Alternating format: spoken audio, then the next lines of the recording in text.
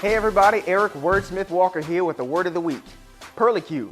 It's the space between the index finger and thumb. That's right, there is a name for that piece of skin between that big L. Now you do want to stay away from overload on salad dressings. Try to go with ones that are really light or ones that have less fat. Wrap it up in a whole wheat wrap and you've got food for thought. Weston says you can also save on some car repairs thanks to something called an after warranty adjustment. You might have a problem that doesn't meet a recall level, but there are some design issues. Before you shell out money to get it fixed, look on the National Highway Transportation Safety Administration's website or ask your dealer for technical service bulletins that let you know if coverage has been extended to meet your problem. One gunman shot and killed by Brinks truck operators. The other two were later picked up by police. And traffic is flowing a little bit smoother here in the area of Southwest 216th Street and 103rd Court. That's the story here in Cutler Bay. Eric Walker, CBS 4 News. You might have been one of the millions of Americans that witnessed the presidential inauguration unfold live on television from Washington, D.C. But you might not have seen what it was like to stand in those large, massive crowds. I'm Eric Walker. I was there, and I'll show you some of my photos next. And all passers-by here on their way to their flight are getting a taste of Black history. One more note here, all proceeds from this are going to benefit the United Way. So day 2 in the case of Paris Hilton being sued for over $8 million for allegedly not promoting her 2005 flick, Pledge This. Well, she took the stand in federal court today, and she had some answers. And officials say anything that explodes or shoots up in the air is illegal. If you're caught selling them, they will be confiscated, and you'll have a hefty fine to deal with. One of the greatest joys in life is having a child. So when compensation analyst Jennifer Brito realized she didn't have enough sick leave, she counted on colleagues' donations to help her heal and spend time with little Andy.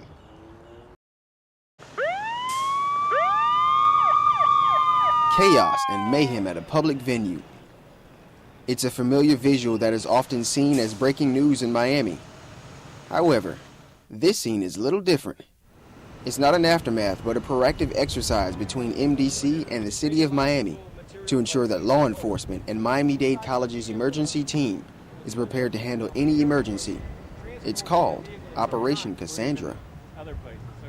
Here in the city of Miami, there was an attack on the event, on a fictitious event at the AAA Arena.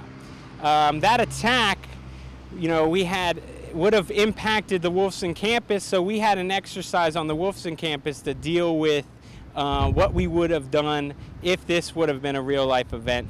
The mock drill was a terrorist attack. A bomb exploded, then a deployment of a radiological dispersal device. Hazmat crews were called in to stop the spread of the radioactivity. Civilians and visitors were asked to lie down while students were searched for weapons. Others were treated for smoke inhalation and later released. Our law enforcement officers here in this area were able to detain one person. However, that set off the trigger for other individuals who were a part of the terrorist cell to prematurely start igniting their bombs and their radiological dispersal devices.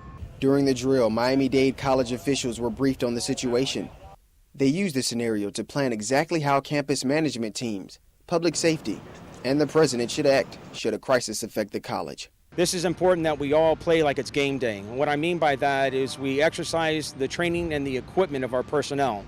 And without that training and equipment and that personnel practicing for the day it happens, we won't be able to respond to it in an efficient manner to save the lives and property of the community that we serve.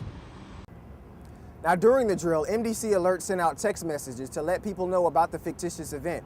In the case of a real emergency, the same system will be in place, letting faculty and students know where to go and how to deal with the situation.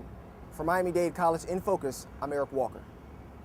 Yet another job fair, this one here at the Signature Grand on 595 and State Road 84.